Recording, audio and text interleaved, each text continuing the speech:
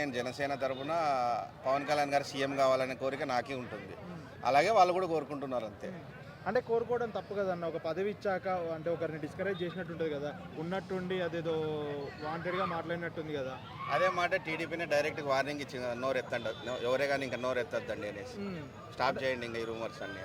అంటే ఇది అంటే వాళ్ళందరూ తెలియకుండానే స్టార్ట్ అయిందా అన్న? ఖచ్చితంగా తెలవకుండా స్టార్ట్ అయింది అని చెప్పలేమన్నమాట. ఎందుకంటే ఇంటర్నల్గా మనం మొదలు పెడదాము, దాని తర్వాత చూద్దాం రియాక్షన్ ఎలా ఉంటుందో అని మొదలు పెట్టిండొచ్చు. ఇక్కడ ఇంకోటి గమనించాల్సింది ఏమంటే 2014లో కానీ ఎప్పటి నుంచి అయినా ఒక 30 ఏళ్ళ రాజకీయాల్లో తీసుకోండి, డిప్యూటీ సీఎం అనే పేరు ఒకరికి కూడా గుర్తుండదు. ఫస్ట్ టైం ఒక పదవికే ఒక స్థాయి తెచ్చాడు అతను. మామూలుగా ఒక నాయకుడికి పదవి వస్తే అలంకారం అవుతుందేమో కానీ ఒక పదవికే ఒక అలంకారం తెచ్చే నాయకుడు పవన్ కళ్యాణ్ గారు. అలాంటి వ్యక్తి ముఖ్యమంత్రి అయితే ఇంకెలా ఉంటుందో చూసుకోండి అనమాట. ఇప్పుడు మీరు ఏదైతే అన్నారో అదే టీడీపీ వాళ్ళకి నెగిటివ్గా తీసుకుంటున్నారు. అక్రమ సంపాదన లేకుండా పోతుంది టీడీపీ ఎమ్మెల్యేలకి మంత్రులకి పవన్ కళ్యాణ్ వల్ల. అందుకనే ఇప్పుడు ఎట్ట పరిస్థితుల్లోనూ ఒక నిప్పు పెట్టి ఒక పొగేసి ఒక కుట్ర చేసి దించేయాలనేది వాళ్ళ వాదన. చంద్రబాబు నాయుడు గారు కానీ పవన్ కళ్యాణ్ గారు కానీ అక్రమ సంపాదన ఉండకూడదనే కోరుకుంటున్నారు ఇద్దరు. కొన్ని ముఖ్యమంత్రి స్థాయిలో ఆయనకు తెలియకపోవచ్చు, డిప్యూటీ సీఎం స్థాయిలో ఈయన కట్టడి చేయగలుగుతున్నాడు గ్రౌండ్ లెవెల్లో. అలా ఉంటేనే నెక్స్ట్ టైం ఇంకో 30 ఏళ్ళు గవర్నమెంట్ ఉండగలుగుతుంది.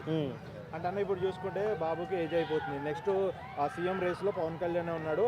అలాంటి టైంలో నారా లోకేష్కి ఇది ఏదైతుందో ఇది క్రియేట్ చేస్తే అది ఏదైతే ఫోకస్ అనేది ఇటు వచ్చేస్తుంది అన్న తరుణంలో అందరూ వాంటెడ్గా చేశారంటున్నారు. అది ఎంతవరకు కరెక్ట్ అంటారు? నేను ఇందాక ఒక ఎగ్జాంపుల్ చెప్పాను.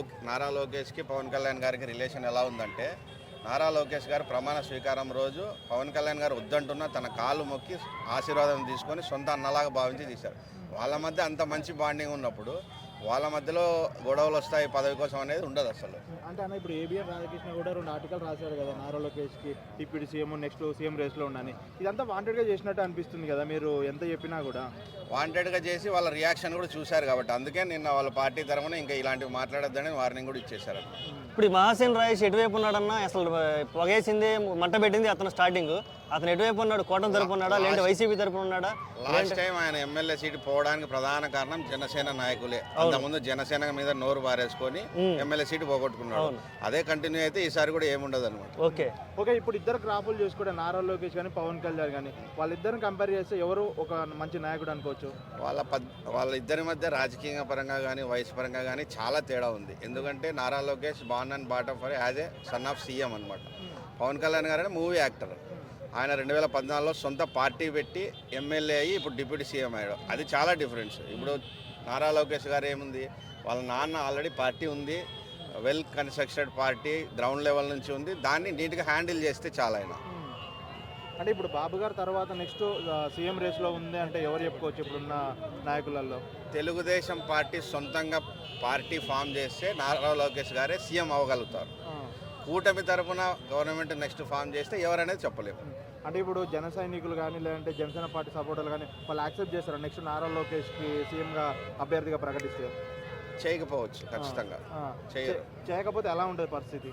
పవన్ కళ్యాణ్ ఆల్రెడీ ఇండివిజువల్గా ఎప్పుడైనా వెళ్ళడానికి రెడీగా ఉంటాడు, దాంట్లో ఏముంది.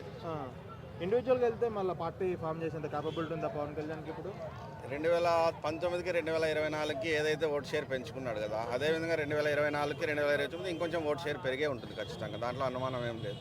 అంటే ఇప్పుడు చాలామంది కొంతమంది అనేది ఏంటంటే చంద్రబాబు కంటే ఫోకస్ పవన్ కళ్యాణ్ మీదకి వెళ్ళిపోతుంది, గ్రాఫ్ పెరిగిపోతుంది, పార్టీ బలోపేతం అయిపోతుంది, ఇది ఏదైనా నెగిటివ్ చేయాలి అన్న ఉద్దేశం పరంగా నారాయణ డిప్యూటీ సీఎం అంటున్నారు. ఆ విధంగా చూడొచ్చా? నెగిటివ్ చేయాలనేసే రూమర్ కానీ గాసిప్స్ కానీ వైఎస్ఆర్సీపీ నుంచి పుడుతున్నాయి. ఆ ట్రాప్లో తెలుగుదేశంలో పడకండి అని చెప్తుంది. అంటే ఈ మధ్య కొంతమంది వైసీపీ వాళ్ళు కూడా పొగుడుతున్నారు పవన్ కళ్యాణ్, టీడీపీ వాళ్ళకంటే పవన్ కళ్యాణ్ చాలా బెటర్ అని. ఈ గ్రాఫ్ అట్లా పెరుగుతుంది. దాన్ని వైసీపీలో పవన్ కళ్యాణ్ పొగిడే వాళ్ళు ఉన్నారు. ఎవరైతే ఇంతకుముందు తిట్టారో వాళ్ళకి రిజల్ట్ తెలిసింది, అందుకు మారారనమాట. ఇతన్ని తిడితే మనం ఓడిపోయేది తప్పితే ఏం వచ్చేది ఉండదు అని చెప్పేసి. ఓకే.